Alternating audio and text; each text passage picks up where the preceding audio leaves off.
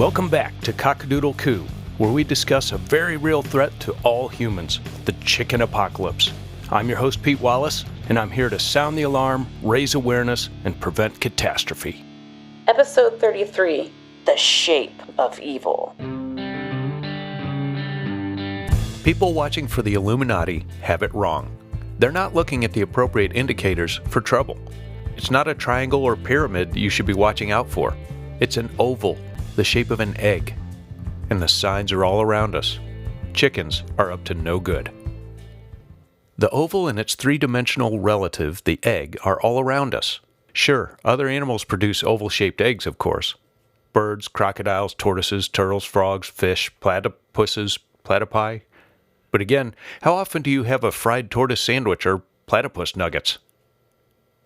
And before anyone brings up the use of eggs in vaccine production and development, by the way, can you say necessary evil? Eggs were not used to develop COVID-19 vaccines. You think chickens want to help us? There's been a concerted effort to reduce that reliance upon eggs, and technologies are being developed all the time in order to weed out evil. In order to avoid using eggs. Even oval racetracks, common in motorsports, are careful to avoid using precise ovals. They instead use asymmetrical or stadium or tri-oval or kidney bean oval variations. The Darlington Raceway is one exception that comes dangerously close to being a precise oval. And guess which U.S. state it happens to be located in? Yes, the home of the Gamecocks and Chanticleers, South Carolina. And what about the egg-shaped vehicle exhibited at the 1933 World's Fair, the Dymaxion? The prototype was involved in an accident that killed the driver and seriously injured two passengers. And do you see many egg-shaped cars on the road today? Good. While we're talking about egg-shaped vehicles and any unpleasant connection, for Austin Powers fans, what shape was Dr. Evil's cryogenic escape pod in Austin Powers' International Man of Mystery? Fictional comedy or not, a villain, whose name is Evil, escaped in an egg. And this is not just a Western concept. The Japanese webcomic manga anime series One Punch Man included a monster baseball team called The Evil Eggs. Redundant, yes, but the point remains.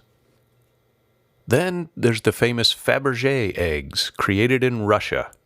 Fabergé eggs are bejeweled and very expensive, and made between 1885 and 1917 by Peter Carl Fabergé as gifts for an empress here, a duchess there. Possibly as many as 70 were made.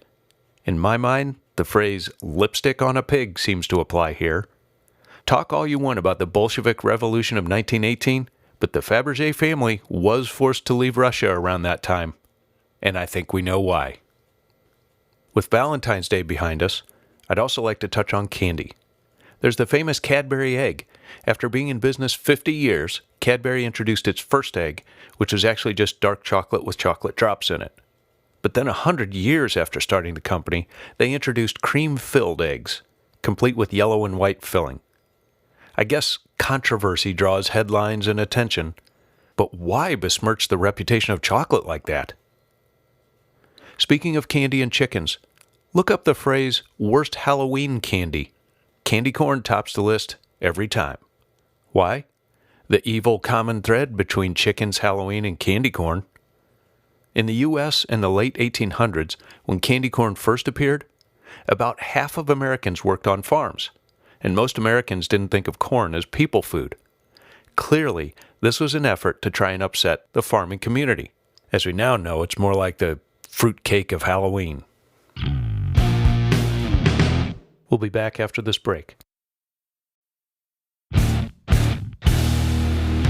For the most part, the physical egg itself is a harmless shape. I wish I could say eggs have not been used as weapons, but alas, I cannot. Eggs have been thrown at houses of someone who is strongly disliked, or even their car. The tossed egg is also a form of political protest going back to the Middle Ages. Lousy actors, unpopular politicians, doesn't depend on the party affiliation either. In 2003, Arnold Schwarzenegger was campaigning for governor of California. On his way to the podium to speak, he was hit on his shoulder with an egg. Asked afterwards, Arnold said without missing a beat, "Oh, this guy owes me bacon now. There's no two ways about it. You can't have eggs without bacon." Great attitude. And yes, he did win. Prank or protest, I'm certainly not advocating for this practice, and it is clear that a negative, unfriendly message is being sent. To go a little further into the significance of ovals and eggs, joining me today is Kate Knightley, who brings a unique background to our conversation. She's a U.S. historian and part-time oologist, which means she studies bird eggs. Ms. Knightley requested that we mask her voice, so I asked Jewel the intern to do so. I hope it's not too distracting, but I suppose in fairness, Jewel is an unpaid intern. So please try to look past the sound and focus instead on the words and ideas being exchanged. First, Kate, thanks for joining us. My pleasure. You believe you've drawn some connections that Cock-a-Doodle-Coo listeners need to know about, is that correct? Yes, the White House. The White House. Oh, the Oval Office? Yes, but there are actually 3 oval rooms in the White House. Though they represent some misunderstandings between the Americans and the British, to put it gently. Really? First, you must understand that Britain has a tradition of egging as a form of protest. And the founding fathers had roots in Britain, of course, so they understood this. Got it. Originally, completed in 1800, the White House featured the oval-shaped blue room and the oval-shaped yellow room a few years later. The British took this design as an intentional snub. I see. During the War of 1812, the British tried to burn the White House down. Construction wasn't even completed yet. That's right.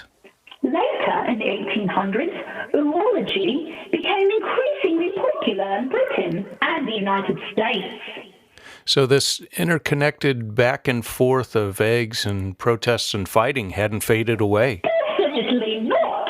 One unverified story has it that General Robert E. Lee actually kept a pet chicken during the Civil War, and even halted the Southern Army's retreat from Gettysburg to go looking for her.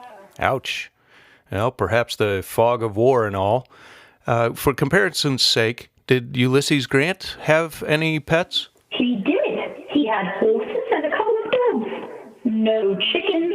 Well, I'm not saying, but I'm just saying. Well, by the way, President Grover Cleveland and his wife did have quite a few pets, including dogs, exotic fish, and canaries. He also had some shortneck game chickens as pets, though of course they were not allowed in the White House. Oh, of course. Got to draw the line somewhere. Right. But getting back to the shape of evil, it wasn't until 1909 that the first Oval Office was built as part of the West Wing expansion. Oval Office, and in the West Wing. Edgy and provocative. But you said the first Oval Office? Yes, and it lasted 20 years until one night when there was a so-alarm fire. How awful. Indeed. The year before the fire, in 1928, the campaign slogan, "A chicken in every pot and 2 cars in every garage," was associated with Herbert Hoover, and simply may have angered chickens to the point of revenge. Well, that was just sound domestic policy, not to mention a worthy goal for all citizens. So true. Hoover became president, of course, and less than a year later, the stock market crashed, or Black Tuesday, and then the Christmas Eve White House fire took place. Yet, the precise causes for both have been debated. It is clear chicken operatives had motive. Is it not? Beyond a shadow of a doubt.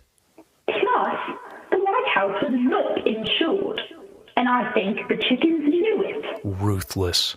Not one ruth. The fact that demolition didn't take place until 1933, which was the year of the rooster, was pure poppycock. Agreed.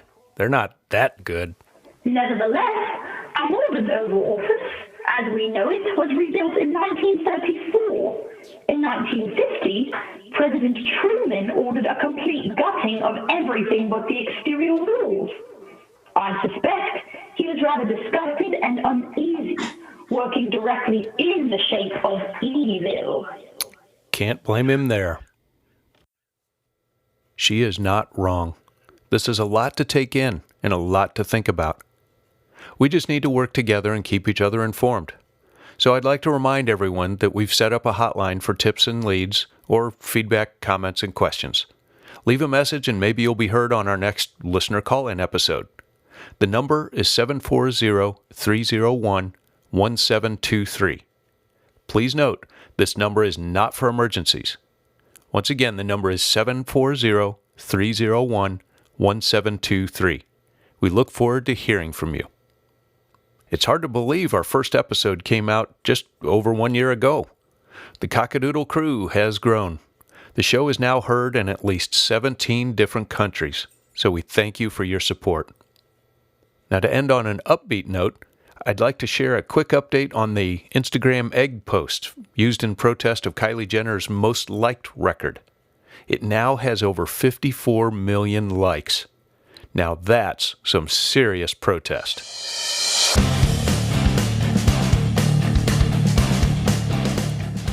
I think we've clearly established the connection between ovals, eggs, and evil. Armed with this knowledge, you can face the world that much more confident and aware. A few important things you can do to help prevent a chicken apocalypse. First, of course, eat chicken and eggs regularly.